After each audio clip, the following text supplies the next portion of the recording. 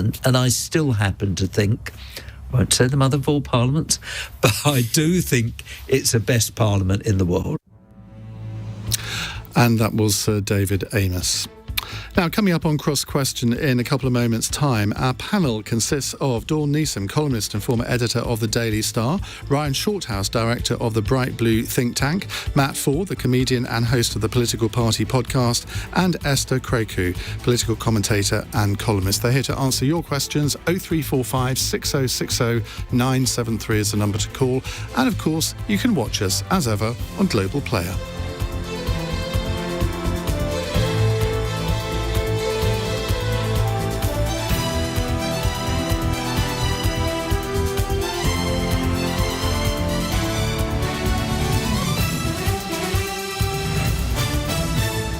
On your radio, on Global Player, and Play LBC. leading Britain's conversation. This is LBC. From Global's newsroom at 8 o'clock. A Conservative peer has resigned as a Justice Minister after Boris Johnson was fined for breaching lockdown restrictions. Lord Wolfson says he's disappointed by the official response to the scale of rule-breaking in Downing Street. Historian and writer for The Telegraph, Tim Stanley, told LBC he doesn't think the Prime Minister is going anywhere. It's not just that people think it's wrong to change a leader midstream in the middle of a war, it's also that they think Boris has handled the war very well. That it's not just he's doing a good job, but it's also this feeling that only Boris could do this good a job. So they happen to be seeing him at his very best. And I think that, for the moment, eclipses any personal scandal. The family of Sir David Amess have described his killer as beyond evil after he was given a whole life term. 26-year-old Ali Harbi Ali will die in prison after stabbing the Conservative MP to death last October. A judge says the Islamic State supporter has shown no remorse or shame for the crime. The US president has approved $800 million in military assistance for Ukraine to bolster its defences against Russia. Joe Biden announced the aid, including helicopters and artillery systems, after a call with Ukraine's Volodymyr Zelensky. In the city, the FTSE 100 has closed up 4 points at 75.80. The pound buys $1.30 and €1.20. LBC weather, showers easing to leave a dry and clear evening, a low of 4 degrees. From Global's newsroom for LBC, I'm Lottie Morley.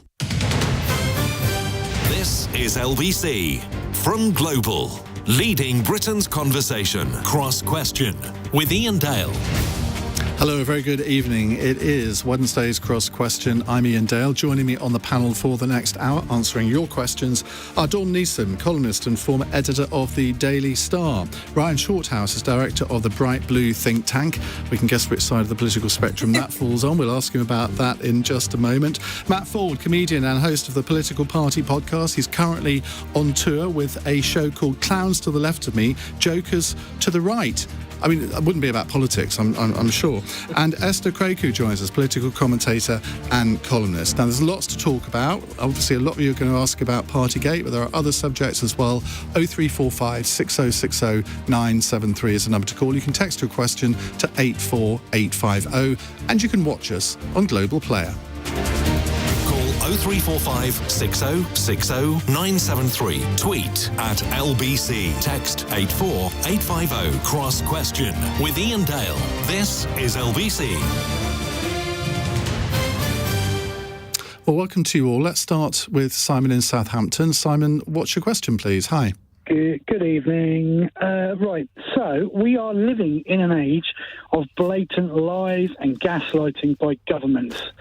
Now, whilst I appreciate we don't have the bloodshed and the murder, etc., is Johnson and his team any better than Putin and the Kremlin? Ooh, ouch. Matt Forde. Well, in some regards, obviously, he's better than Vladimir Putin. Just about a bit of light genocide here and there. Yeah. But I take the point. I mean, obviously, he's put on a provocative end to that question, where I'd be more inclined to agree with the assumption behind it, as he not added up the PS at the end. But absolutely, I think people are livid. I actually think a lot of people outside of politics don't realise how livid the public are. Yeah. Public are absolutely insulted. I think if they listened to LBC, they would realise. Maybe they would. Absolutely, yes. And I'm sure, of course, that includes everyone who can hear this right now. Exactly. But I watch some of the political coverage and I consume a lot of it. And then you go around the country, as I am doing at the moment with my new talk line to the left and me jokes to the right, as you rightfully plugged in. Thank you very much. You go to mattford.com to get those tickets. I talk to people left and right all around England and Scotland, and where people are absolutely... No one is buying this rubbish. They all know he's lied, and they think it's absolutely incredible. Do they care? Because they didn't care in 2019 when they voted him in, and they knew that he had a reputation for being ambivalent with the truth. But there's a difference between, this guy's a bit of a character and he fibs a bit and it's all a bit of a nod and a wink, and this was pre-COVID, before people couldn't get to the funerals of loved ones. And I genuinely don't think that Boris Johnson and the people around him are existing in the real world, because people are so offended. It's not just the offence of the initial offence. People are really annoyed that he was not abiding by the laws that he brought in at all. Being lied to about it afterwards is just an insult to our intelligence. You should just admit it. And the police know that he lied. Everyone knows that he lied. And we're being put through this silly charade. I mean, I can't remember, and I know I'm only 39. But I've never You've been 39 for quite a few years, haven't you? You son! I've looked 39 for a number of years, but I think it's a very good age. I'm never leaving 39. Thank you very much. I've never seen a government lower itself like this. It's just humiliating watching ministers go and defend. Let me play devil's advocate a minute, because people have always thought that politicians were liars. I mean, I remember there's a guy standing outside Parliament disrupting my radio show once, shouting, all politicians are liars. And we had to move back to Leicester Square because it was so... this is not new that people think politicians lie. It's the type of lie.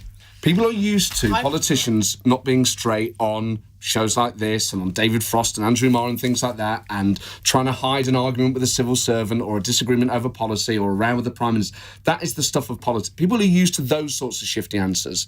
This is about a man who broke the law at a time when mingling with people spread a lethal virus before there was a vaccine, whilst at the same time, people couldn't go to funerals of people they loved. This is off the scale in terms of how offended the public are. And it's one thing for the initial offence and how annoyed people are at one rule for them, one rule for the rest of us, to just be plain lied to like this. He's not even... You know the thing, lying's meant to be a superpower. He's not even good at it. You can tell when he's lying. It's really, it's the oversell and all this. No, I truly believed. I implicitly believed. No, I really did. And, the police have found otherwise. You just think you don't even look like you think you believe yourself. Okay. So why should we? Esther. Look, I have always said that part of the reason why I genuinely think Boris, while he should go, can't, I lay it at the feet of our opposition, because you're right, You blame the opposition for him... No, I don't. Okay. I blame the current situation on them in the sense that if we had a decent opposition, if we had, let's say, an opposition leader who could define what half this country is, for instance. If we had... I'm just saying, the reason why Boris and the Tories in general, who should be completely ashamed of themselves, feel so arrogant and feel like this sort of apology is just going to wash with the rest of the public. And again, you're right. They can't gauge the room, is because they know that Keir Starmer is hopeless. And most Labour politicians are hopeless. That's my frustration. I want an actual opposition in this country that's competent. I want an opposition that's actually an opposition. And the fact that we can't even have this conversation because the idea of a country led by Keir Starmer fills me with abject horror. That's the real issue here. If he knew that he was up against someone formidable, he wouldn't be doing this. He's more formidable than his predecessor, isn't he? I mean, but Corbyn was hopeless. I mean, the whole 2019 vote that you were going... Starmer's hopeless too. He's not as hopeless. He's a bit more palatable.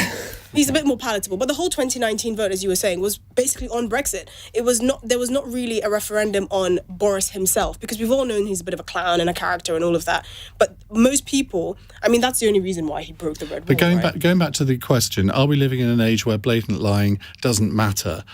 Just as an add-on to that, you could say, if you go back centuries and look at the arguments that were taking place in the 18th, 19th centuries on certain things, people were lying there about their motivations, about the facts. It's not actually anything new, is it? I think we've always lived in that age. I think now it's very obvious, or it's more obvious, that the quality and the standard of our politicians is simply not good enough. That's basically it. We're noticing it a lot more.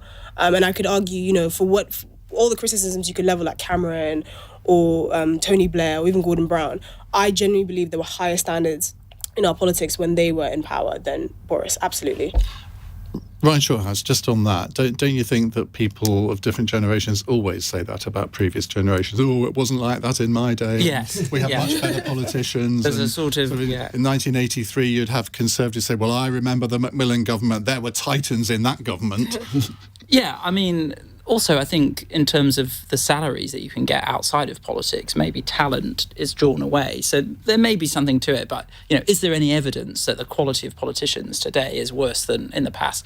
There isn't any. I haven't seen any. So, maybe some of it is nostalgia. On this point about Boris, I mean, I'm not here to be the sort of defender of Boris, but what I would say is I don't think he thinks he's lying. And there's a difference, isn't there, between... deliberately misleading Parliament and inadvertently doing it. And the former is definitely a breaking of the Ministerial Code. The latter isn't. And I think the bigger problem is that, and I remember I used to be an advisor. Just on that, hang on that. Amber Rudd resigned as Home Secretary because she inadvertently told a lie to Parliament. She didn't do it deliberately. She was told by her civil servants this happened, so she read it out in the Commons, and she resigned over it. Turns out she shouldn't have done in the end. Well, I think Amber Rudd probably has a higher threshold for doing things than Boris, obviously. But what I would say, the bigger problem that Boris has is that he's not a details person. I just don't think he really knew the details of the rules that he himself was signing off, which is a very big problem. It is a big problem.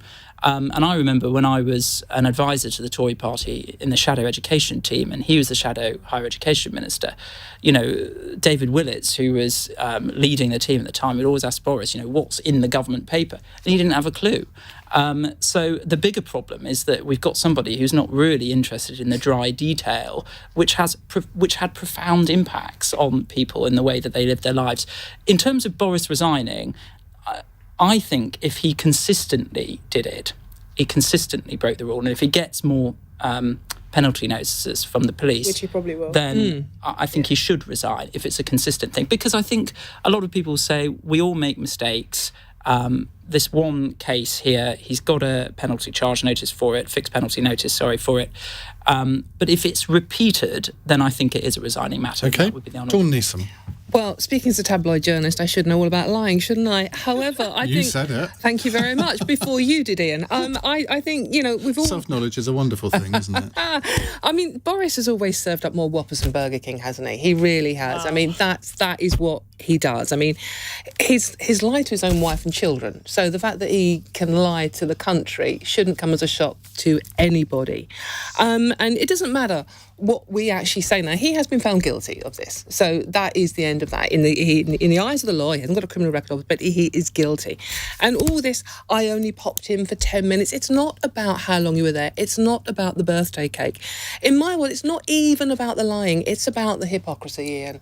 It's about the sacrifices everybody made. I know it's almost becoming a cliche now, but I was talking to a woman this morning whose 14-year-old son was in hospital with cancer, severely ill with cancer, and it was his birthday the week before he died.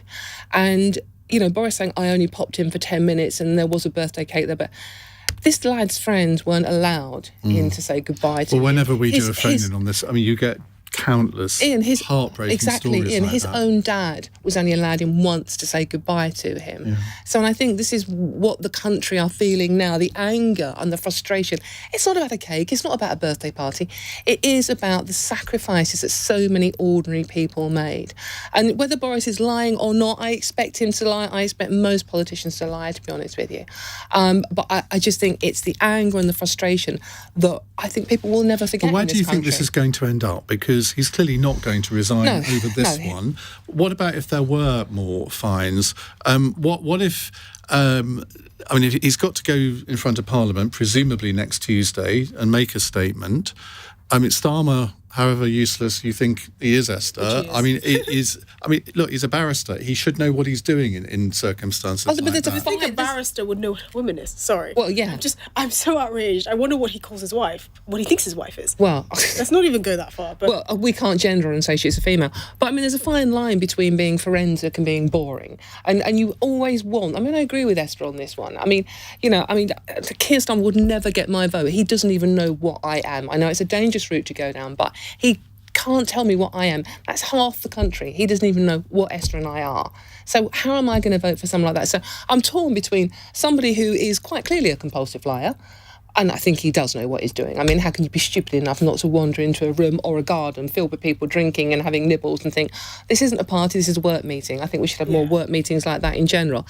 But we're torn between someone who is a compulsive liar and someone who doesn't even know what I, as a woman, am. I mean, what am I meant to vote for? Well, two of you have brought that subject into this. It may come up in a question women, later. yeah. The women. I said two of you. You're allowed to say I'm quite that. happy to call you women, but we don't need to get sidetracked on that particular debate at the moment, I don't think. We will move on to another question in just a moment. It's 8:15. This is LBC.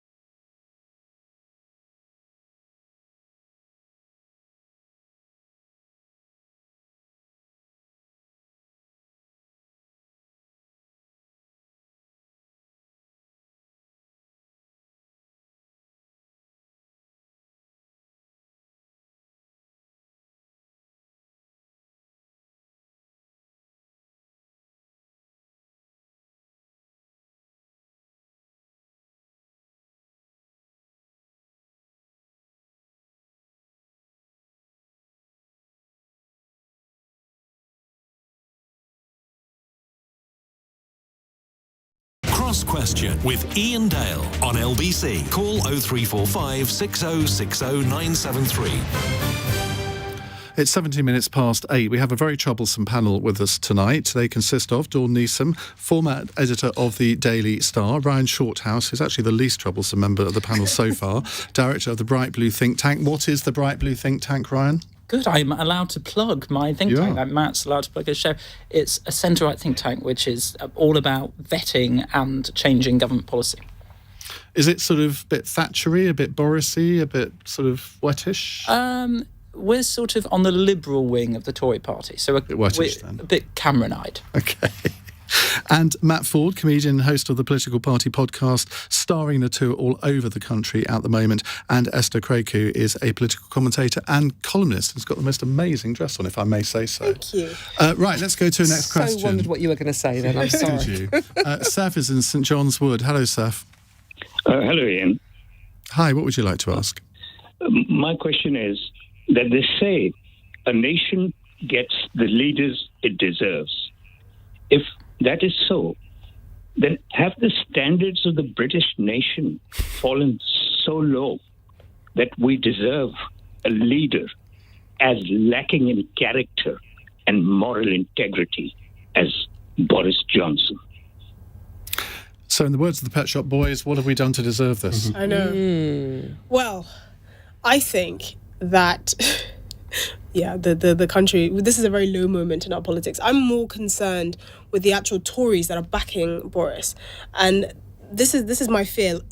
Are your standards so low, and do you believe your party is so void of real talent that you're willing to back someone who clearly lied and had no regard for a country he put in lockdown or the sacrifices we made as a country? That's what's really worrying me. I mean, seeing all these MPs on Twitter say, oh, he did wrong, but he can't go. Or printing, images of his apology, which I could really use as loo roll because it's completely pointless. And there's plenty of it. Yeah. I mean, it's just embarrassing. This is my bigger question. Is you have no faith in your party or the talent in your party that you're willing to put your neck out for someone like this. That's really concerning. And I could actually put that argument to the Labour Party as well, because I can't think of more than 2 MPs. I mean, you are somebody who would presumably self-identify not just as a woman, but on the right. Self-identify. On the right, yes? Well, I think I would say I'm very socially conservative, but I think I'm fairly liberal in terms of my economics.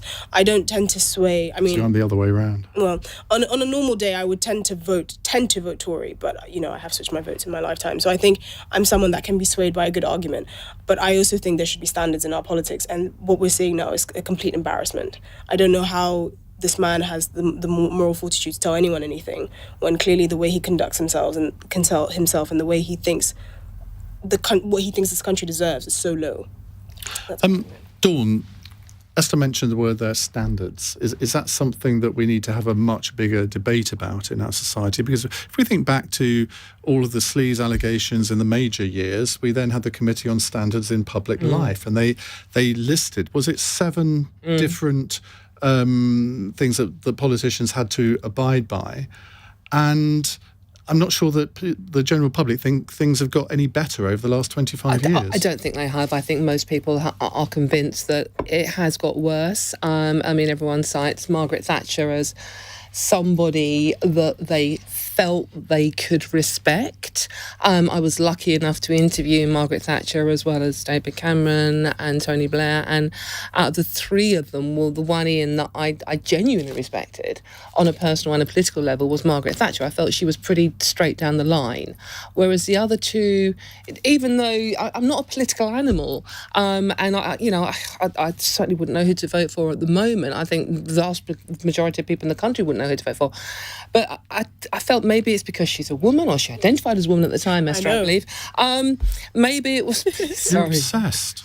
Oh, of course we are, we're women. But I think that, yes, certainly we are getting the leaders we deserve at the moment. And we keep coming back to the fact that I don't think we have an opposition that's strong either. And I think, if there was, thankfully there isn't, a general election, in the next few months, I think most of the country would be going, I think we'd probably have the lowest turnout. Yeah. But if you look at the front bench of the Labour Party, I think it's quite difficult to imagine Keir Starmer getting into this position. It's quite difficult to imagine Rachel Reeves getting into this position. It's quite difficult to imagine Wes Streeting getting into this position. I could go on. And do you think that might have a real impact on the result of the next election?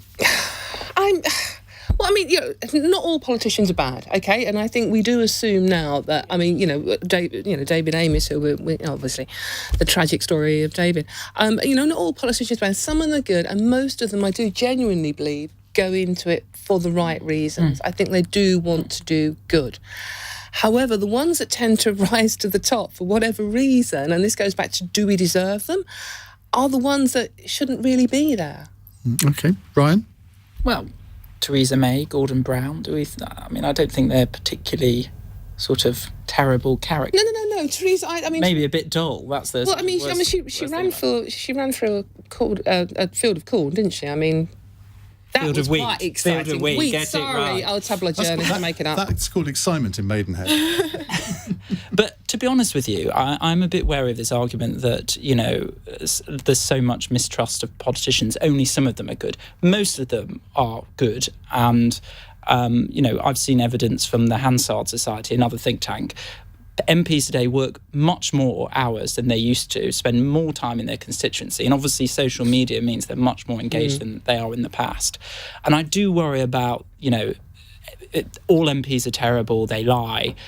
Actually put off very talented, honourable people from going into politics if it's so damned in that way. So, but in terms of how do we get to Boris, I think if you look at the 2019 election, I think, Boris has always been very lucky, I think. And yes, he's got a force of personality, but there's 2 things. One, Jeremy Corbyn was leader of the opposition, and that put off a lot of people in red wall areas, working class voters, put off, I think, largely by his attitude to the IRA in the past.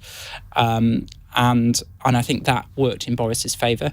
And also, remember, we'd had years of wrangling over Brexit, and Boris had a simple slogan, get Brexit done. And people, I think, just wanted to break the deadlock. So I don't think it was anything particularly exciting and brilliant about Boris. I think he was at the right place at the right time.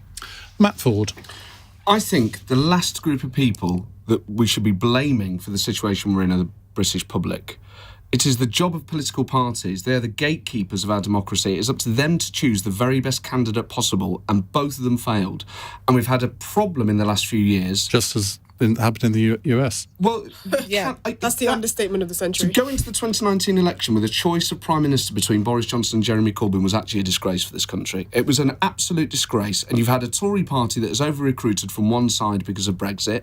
It has deeply talented people on their backbenchers, people like Tom Tugendhat, people like Jeremy Hunt, who are prime ministerial material. The Labour Party had tons of talent that in the Corbyn years wasn't just ostracised, it was bullied and harassed. Every major political party in this country, the SNP, the Tory party, the Labour Party, has allowed a hooligan element into our politics because politicians in the modern era have become weak. They're not brave enough to take on their own supporters and say, actually, that behaviour is appalling, you are not welcome in this party. And they've all allowed it to happen. And the last group of people we should blame in the public, you two whittle it down to the best you've got, and we are then forced to choose between them. So I don't think we should over-analyse our role in this. We can only choose. I mean, it's only going to be the leader of the Tory party or the Labour Party that would have conceivably formed the last government. That is not our fault. That is because politics in this country has become beholden to bullies online and bullies in person, and they should all be ashamed of themselves. Could you imagine being American? My God, having to choose between Trump and a corpse. I mean... OK. Took a turn, didn't it? I'm just saying. No, you make a good point. You know, the choices we had were disgraceful, but if I was American, I'd want to bash my head against them. And they've got more people to choose from as well. 330 million. I did get into those two. So Biden's better than Corbyn, isn't it? I mean, at least with Biden you had experience... Is he alive? Well, yes, he is. Not by your definition. Seth, thank you very much for that. Let's move on to Matt, who is in Lahti in Finland. Hello, Matt. Hello there, Ian. How are you? Very well, thank you. What's your question? OK, my question is, should Britain be supporting Finland's membership application of NATO? Matt Forde. Yes, I think it should. I mean, I think you have to have alliances that are relevant to the modern world, and if you have other countries that want to join, particularly when you're trying to... I mean, I think there's a wider problem actually about Western foreign policy. The withdrawal from Afghanistan, I think, is the biggest single foreign policy mistake of my lifetime, and if the West is going to learn and build new alliances, then so be it. But I think the fundamental problem actually is the post-Iraq malaise that I thought was just affecting the left, but it's also affected the right, which says this is none of our... I mean, quite apart from it not being in the moral interest, it's not even in our self-interest to leave Afghanistan to the Taliban. So I think... Certainly not in the way it was done. I mean... Yeah, but I think we can lay that firmly at the feet of Biden, really, can't we? And Boris Johnson and everyone who withdrew. It's incumbent on... Yeah, but once the Americans had decided to withdraw, there was no way that any European country would go it alone and say, OK, well, we're staying. Yes, it wouldn't have been possible. I don't get a sense there was a huge resistance to it, sadly. So, yes, I think expanding NATO and bringing in new countries is a good thing. Dawn, do you think there are any dangers in Finland joining NATO? Yes, because we have consistently over the decades promised Russia that we would not allow the countries around the border on the Eastern European side to join NATO, and we... Well, Lithuania, Latvia... Yeah, no, but we have gone back on that. We have gone back on that, and I think that's part of the reason we're in this Gorbachev situation. says that promise was never made. Well, I mean... I don't know whether it actually was or not. I tend to believe him rather than Putin. Well, yeah, there is that as well. No, but, you know, politicians are liars. We've already had this conversation. But, I mean, it's like... I think there is a danger to it, Ian. Joking aside, I do think there is a danger. It's such a volatile region at the moment, and while I think personally, yes, it would be great to have Finland on board, I think Putin at the moment could take that as another red flag and so what? That's exactly what I was about to say. Well, all right, well, say it. Let's go on to Esther then. No, so what? Well, I would rather try every form of democracy and every form of negotiation rather than have any more kids killed. Well, it's very obvious that trying to appease Putin is not working. No, I didn't say appease him. I said there must be some way more than we can do. a democratic end to this, rather than, I mean, there's so many people are dying, and so the stories there. I don't think democratic and Putin should be ever used in the same sentence. I would argue that there's not really much point in Finland joining NATO. And I've said this repeatedly, that if you're a US ally, you have very little motivation at the moment to align yourself with the US because of, let's say, Afghanistan, because of the fact that the American leadership is so weak, because of the fact that really, and I feel like many Western leaders are telling themselves a lie, that sanctions against Russia at the moment haven't worked. And haven't they? I think they're working incredibly well. I mean, the ruble's recovered, right? And I would say that arguably this is a huge failure on European energy policy, because they didn't foresee this, because they were comfortable enough to continue to get cheap. But that is true. But NATO, Russia, I think, has been a lot more united than I ever thought it would be. Yes, you've got Germany and France sort of not quite playing ball on some of the sanctions, energy ones, but you've got to understand the reason for that in Germany's case in a way. But I think the fact that this has happened, I don't think anybody foresaw that he would launch a full-scale invasion of Ukraine. That has put the wind up Sweden and Finland, and so they naturally think, well, okay, we want to at least think about becoming members of NATO. That's a natural response, isn't it? What would actually benefit Finland from making that decision? Because obviously, like Dawn said, there is the very real possibility of Russian aggression as well. But also, can you really trust NATO allies at the moment? I don't think so, personally. Well, I think if you're a Ukrainian, you look at the situation and think, well, okay, they could have done more. You can always do more. But if they had been members of NATO, Putin would not have done this, quite simply. I take that argument. Okay, Ryan. I agree with Ian. I mean, I think Finland's membership should be fast-tracked. Let's not sort of swallow the Putin propaganda. NATO is a defensive organisation. It's up to countries if they want to join it. Of course Finland's going to say, neighbouring Russia's just invaded Ukraine. We're quite fearful. No way will Russia invade a NATO country.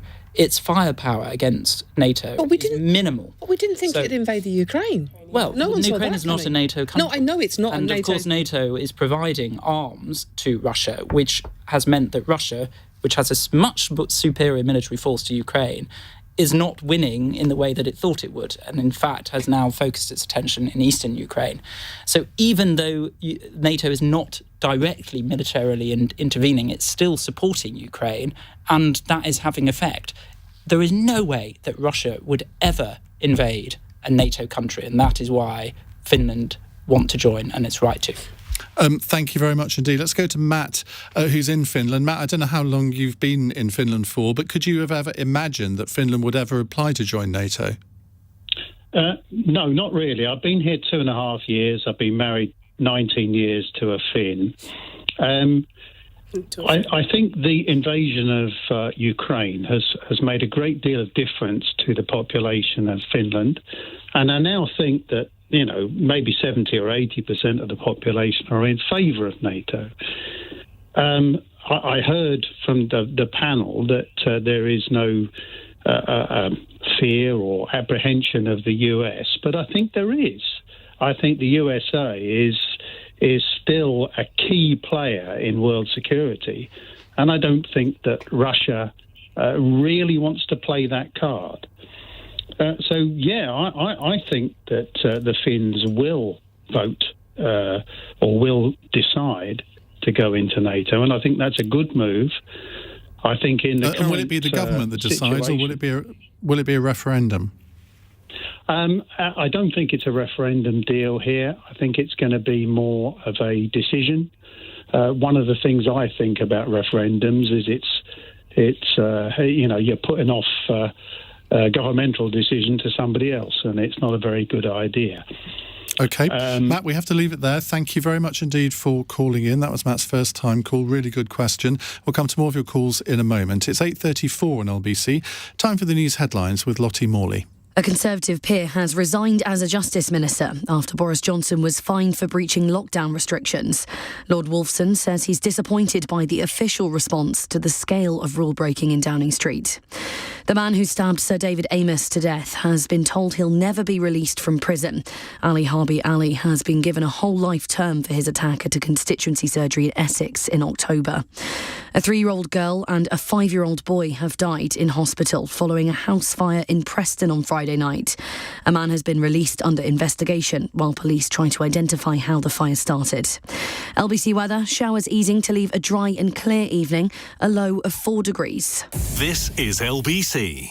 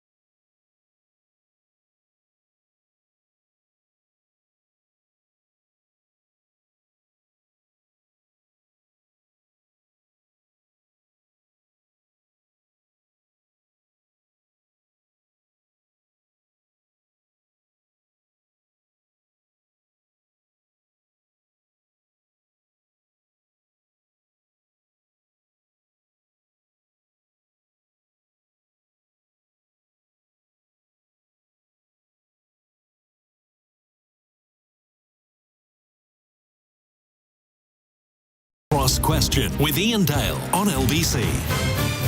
Great, trust me. 8:37 on LBC. Welcome back to Cross Question. With us we have Dawn Neesom, former editor of the Daily Star, Ryan Shorthouse, director of the Bright Blue think tank, Esther Krakue, political commentator and columnist, and Matt Forde, comedian and host of the Political Party podcast. I was listening to your podcast the other day with James Cleverly, the Foreign Office Minister. What was he on?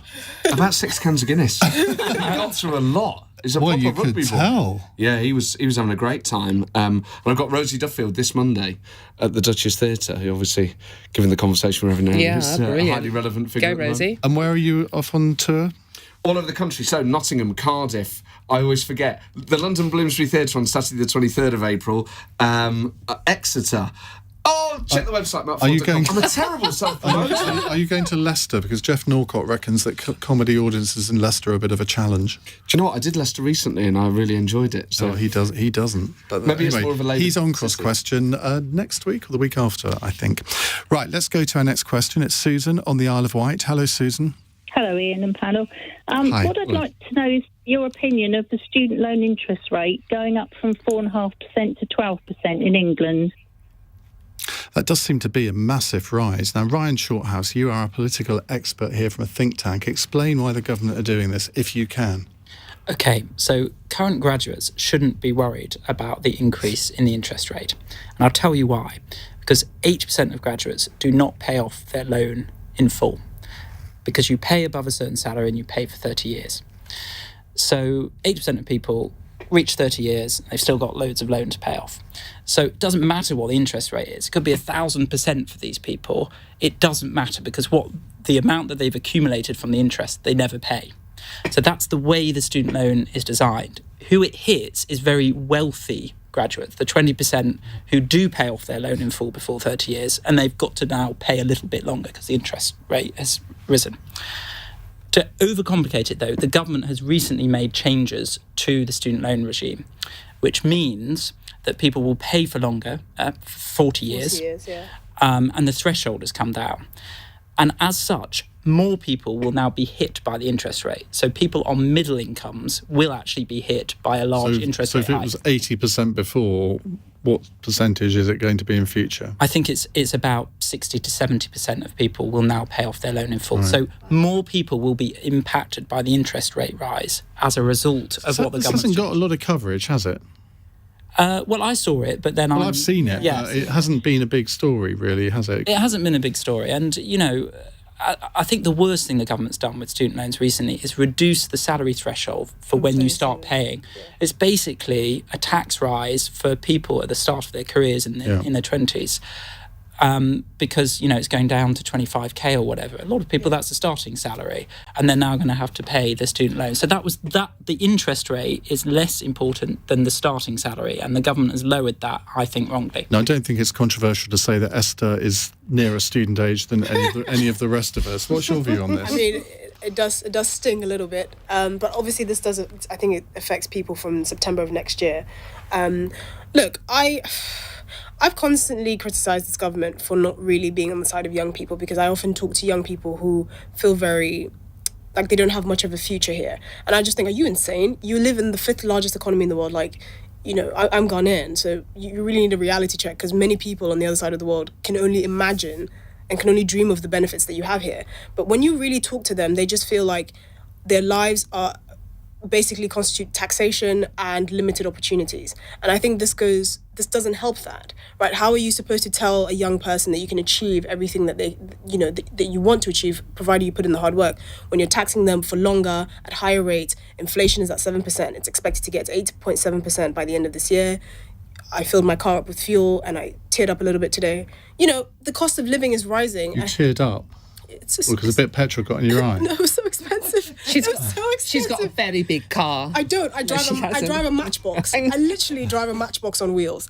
But, you know, how do you convince young people? How do you inspire them to be aspirational when you're just taxing them and just making life harder and harder for them? This is the issue. And I've argued that, you know, the current chancellor we have is the most conservative I've ever seen. It's really infuriating. If there are listeners, though, who are worried about going to university because it might be too expensive, I would say don't worry, because even though you pay your student loan off and you pay that off over many years, you're still better off on average going to university. You'd still earn more despite the student loan repayments. And if you don't earn that much, you don't pay the student loan because there's a threshold. So I don't want anybody to be put off by applying to university. Okay, Dawn. I'm actually going to be slightly controversial here. I actually think that too many people go to university as it is. Yep. And I do think that a lot of youngsters would benefit by not going to university and getting out there and doing apprenticeship. I have no idea what is wrong with the old school apprenticeship.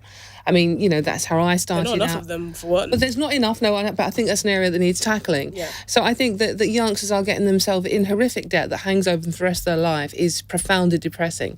And I think we encourage youngsters who aren't necessarily academically equipped, they'll do much better to do an apprenticeship, to go into other areas of work. I mean, I do think we should encourage more apprenticeships and get more people not going to university. That wasn't the question, though, was it, Dawn? No, it's like, well, I mean, you know, taxes are going up. You don't want to talk about interest rates, really. I don't want to talk about interest rates, Ian. They're depressing, aren't they? Everything's going up. I mean, I don't even drive and I'm crying for Esther filling her car up. Matt Forde. I think there are lots of people who probably shouldn't have gone to university way back in the day, but it was fine when it was middle-class kids doing it. The moment working-class kids get to go to university, we suddenly judge who should and who shouldn't. And if you want to go and get educated, I mean, we all benefit from a more educated society. Also, conversely, I do think you need more vocational qualifications and to encourage people effectively to follow their talent. And I think part of the problem with the way that our society is sometimes structured and the way we think about it is people feel like they have to do it because they're not entirely sure what they want to do with their lives. Now, a default option to go live away from home, to get that social education as well as the academic is very important. But, I mean, you can't tell me before working class kids started to go to university that all these inbred posh people were university standard. You know, there's been lots of people in the past getting very good results from private schools and universities who probably shouldn't have gone. So some of them even end up running the country. Well, exactly. I don't think we should judge working class kids too harshly because they want to go and have the same experience. No, I'm not just saying working class because I'm a working class kid. I didn't go to university, but I just think there is so much pressure. You've done terribly well. Oh, thank you so much. I could swear at this point, but I'm not going to. But go on. Have you got tour coming up by any chance? Yes, I have. Yeah, I thought so. And I swear loads. But I do think that, I mean, it is fine. Whatever you want to do in life as a youngster, you can achieve, you can go for those dreams, and you don't need a university degree behind you to do so. And you could, to be honest, though, you can go to university and do vocational courses. About 40% of all university courses are vocational. Yeah, because I think gone are the and days when you automatically go to university just to get a degree. Yes. I mean, I went to university and studied Really? German. Yeah, hide it well. I did, I know. Hide it well. Because I wanted to be a German teacher. Now, OK, my life took on a bit of a different turn after that. But I think it is entirely right. If you've got a definite idea of what you want to do, Yes, what's the point of going to a degree that is completely different? Yeah. to But what I you think want to what do? this interest rate hike means is do not go to university to study a useless, pointless degree, because there's also a disparity, right? We're talking about the traditional tax rates, interest rates targeted richer graduates. Well, almost all of them are STEM graduates, right? If you're going to university, What is a pointless degree, though? anything with gender in there, it's pretty pointless. Back to that subject. She went again. there. She went there. I mean, traditionally, we can all think of, we've read in the Daily Star about David Beckham's studies or Kylie Minogue's studies, but do those degrees really exist anymore? So, okay, anything with studies, barring a few, and gender in there is, you can be pretty sure it's useless. Media studies. Again, £9,000 to learn gender. Listen, if you're my child, I would handcuff you to my radiator. I mean, to make Just sure explain what gender studies is and why you're so against gender studies. Because most gender studies graduates don't come out of university not knowing my gender, and that's a bit weird because you spent 3 years doing a degree. I'm assuming you should be able to define a man and a woman, but that doesn't seem to be the case anymore. She's just obsessed by this subject. Honestly. Come on, Ian, then. Come on, Ian, then. Ridiculous. What is a woman? No, I am not going. Well, Controversial. Wes Streeting is the only politician who I think has given a proper answer to that question. Is he a biologist? No, he's a Labour's health secretary. But You like to think the health secretary might have an idea. I mean, anybody ought to be able to do that. But again, we're not going to get diverted because we haven't got a question on that. Thank goodness. It's 8:47. LBC. Nick Ferrari at breakfast. Lord Frost, Cabinet Office Minister under Boris Johnson, your reaction to the Partygate and the fact that we have the first time a Prime Minister caught up in a legal affair such as this. It's a very serious situation, I think. It would appear he's misled the House, Lord Frost. Well, this is what concerns me, and that's why I think it's not possible just to say that was then, this is now, let's move on, the world is different. I don't think that's quite good enough. The Prime Minister is on record saying to Parliament that all the rules were observed and there were no passes. That's obviously not the case. Nick Ferrari at breakfast. Back tomorrow morning from 7. Listen on your radio and on Global Player. LBC. Are you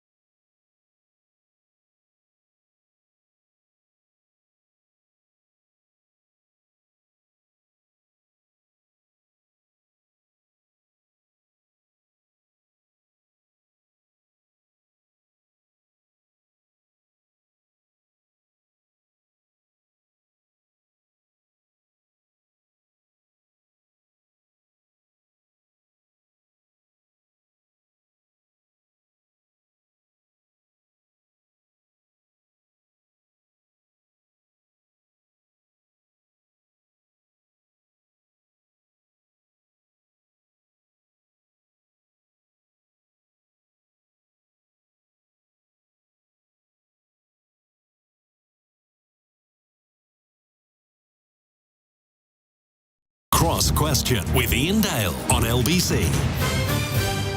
10 to 9 on LBC. Dawn Neesom, Ryan Shorthouse, Matt Forde and Esther Krakue with us for the next 10 minutes. Let's see if we can get in 3 questions in 10 minutes. Andrew in Chigwell is our next caller. Andrew, hi, what would you like to ask? Yes, good evening. In Extinction Rebellion and other protest groups are blocking petrol and diesel supplies. The police seem to be unable or inactive to actually stop them, and they are disrupting business and they're disrupting the country. Don't you think the police should be doing something about it? I have views on this, but they should remain secret. Esther? Yes, and I think the Home Secretary should be leading the charge on this. I think, look, and I've drawn comparisons with how these eco-protesters, which is very, very generous, a very generous thing to call them, how they've been treated compared to anti-lockdown protesters. But I'm not going to go down that route. Obviously, more should be done to contain their actions because they're actually affecting normal working class individuals. But I also think they should be given a one-way ticket to China to see how well they fare when they try and protest there. That would be an interesting proposal from the government, wouldn't it? I would pay for it. Okay, Ryan?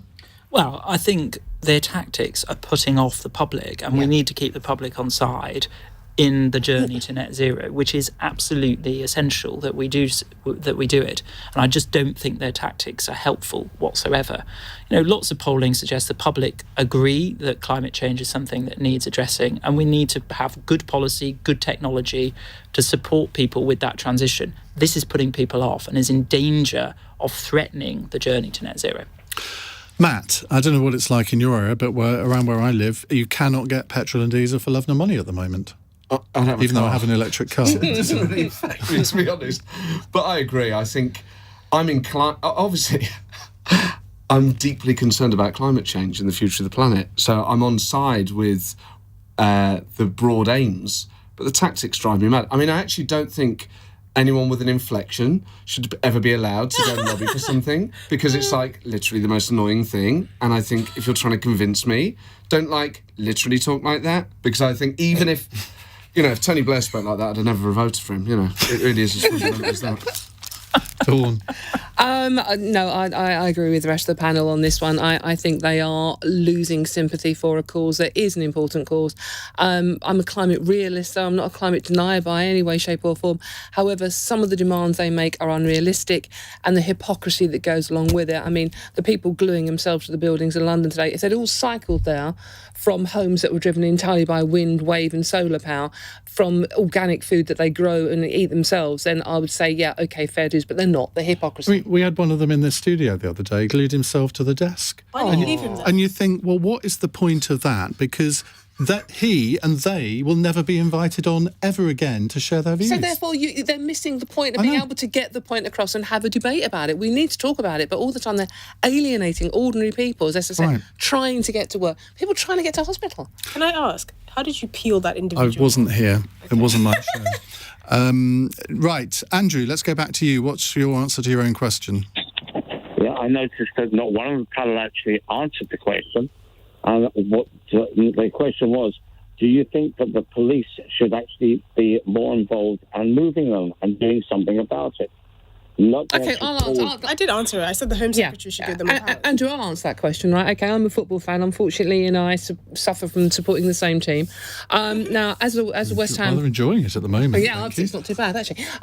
But if as a football fan, if I was going to a game and decided to glue myself and protest myself on the way there, at the game or on the way back, I would be hauled off and thrown in, Nick, before you could say...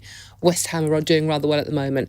So they they tiptoe around these people. They make them cups of tea, for God's sake. So I think the police should be doing more, and I think the fact that they are interrupting ordinary people's lives is losing support for them, and it's losing support for the police as well.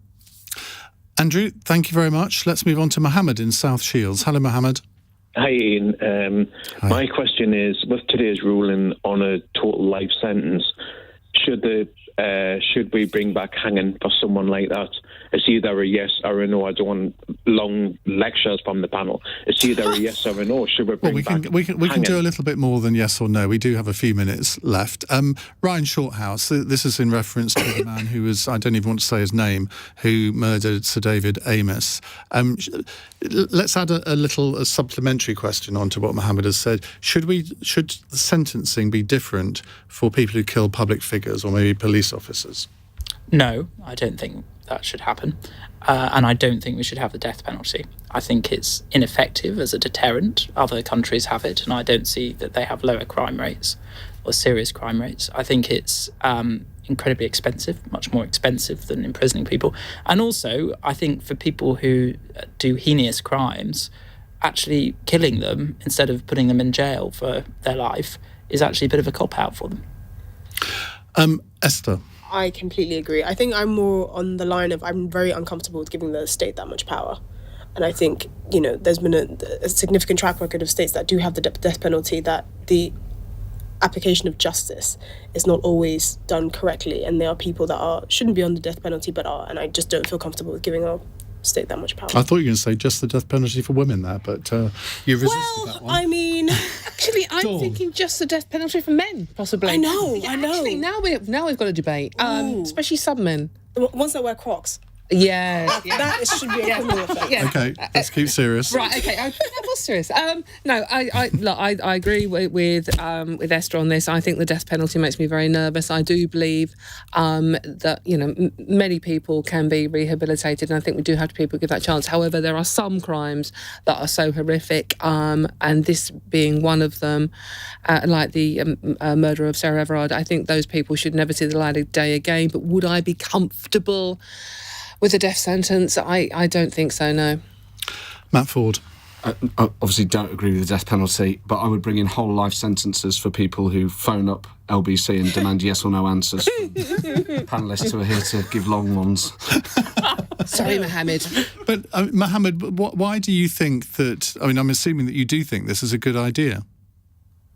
Well, I think I wouldn't think twice of hanging him for what he's done, to be honest with you. I mean, what about his poor family that's left behind? Shoving him in jail for the rest of his life isn't justice in my eyes. You take a life, you should lose your life. Simple as that, Well, We've got completely too many good get. two-shoes. We've got too many good I think people. that in a way, what you're displaying is a heart versus head issue, and that I think all of us around this desk, our hearts would tell us, yeah, string him up. But when you look at the consequences of that, I mean, do we really want to live in a country that does that? I'm not sure that we do, but I think Matt has got a really good point in that there are only, I think, about 45 people in this country who are serving whole life sentences. And I would like to see the scope for whole life sentences widen dramatically. And I think that would be some kind of deterrent. Mohammed, thank you very much indeed for that. Now, a final question from Charlotte on Twitter. As you have Matt Forde on tonight, at the end of the hour, can everyone do their best impression of someone in politics? She says government, but I'm going to widen it to politics. Now, Matt Forde, part of your comedy act is impressions. That's not the whole thing, is it? But I remember the first time I ever saw you, you did the most accurate William Hague and Boris Johnson, and you even did a passable David Cameron. He's very difficult to do, isn't he? Well, no, I don't agree, Ian. I think it's important to have a go, to get out there and have a punt, and that's what I was doing. Can you sound like Stewie from Family I spent 2 hours. I spent 2 hours interviewing Neil Kinnock this afternoon for my All Talk podcast. Can you? Oh, he's wincing. You can't do Kinnock. What was that you said, William Hague? Well, I can do the current leader of the day, Keir Starmer. Ian, I completely disagree. I think the government have to be absolutely clear. Not only I want to hear from the government, I want to hear from the Prime Minister. There's a touch. I was going to say there's a touch of Edmund and a touch of racial. Oh, can you say United Kingdom like Boris? Well, it's a very important point that we live not only in the United Kingdom of Great Britain and Northern Ireland, and I respect every listener across this. They can all go to mattford.com to get tickets for that. Ryan Shorthouse, do you do any impressions? No, not at all. Can I give it to Matt? Because that's much more interesting. That's not your get out. No, I think I thought I could do a Boris impression, but that's fabulous. Well, go on, try. If I wanted to do a Dawn, what's her name? Don't say Dawn Neeson, please. No, Diane Abbott. No, a Diane Abbott impression. I was just going to... I can do a Dawn Neeson. Don't you dare. West Ham are massive. Massive. Right, Esther. I don't think I can. I mean, if I was supposed to do a Diane Abbott one, I'd just be like 2 + 2 is 5. Because her math skills are very You've wimped out, haven't you? I know, I'm but his is so good. Your future appearances on this programme might depend on whether you can do Diane Abbott. I mean, I noticed that Boris always says, in the United Kingdom. He doesn't say United Kingdom, he says United, and it's like he stands up a little bit when he says it, like a cat. But you sound much sexier when you say that. Boris never sounds sexy when he says that. I mean, he doesn't look very sexy. Dawn, can you do anybody? No, I can't. I'm just trying to think of a politician that sounds as common as Mark, and I'm a bit stumped as well. No, I can't. West Streeting? Yeah, well, there is that. I'll have a go. Yeah, I know. I didn't say that, by the way. He did. I'm going to have a go at Sir Keir Starmer, and I'm going to go, well, a woman. It's more Margaret Thatcher, isn't it? You asked it. Right. We have a question here saying, can the panel please define what is a woman? Sadly, we've run out of time. Matt Forde, Dawn Neesom, Esther Krakue and Ryan Shorthouse. It's been a blast. Thank you very much indeed. We're going to talk about whether women are more emotional than men in just a moment. A football manager has got into a bit of trouble over saying that today. We'll give you the background in just a second and then take your calls. It's 9:01. On your radio, on Global Player, and Play LBC. leading Britain's conversation. This is LBC. From Global's newsroom at 9:00. A government minister is stepping down over the scale of rule-breaking in Downing Street during lockdown. Conservative peer Lord Wolfson has written to the Prime Minister offering his resignation as a Justice Minister. Boris Johnson was fined yesterday along with his Chancellor following parties across Whitehall. LBC's Westminster editor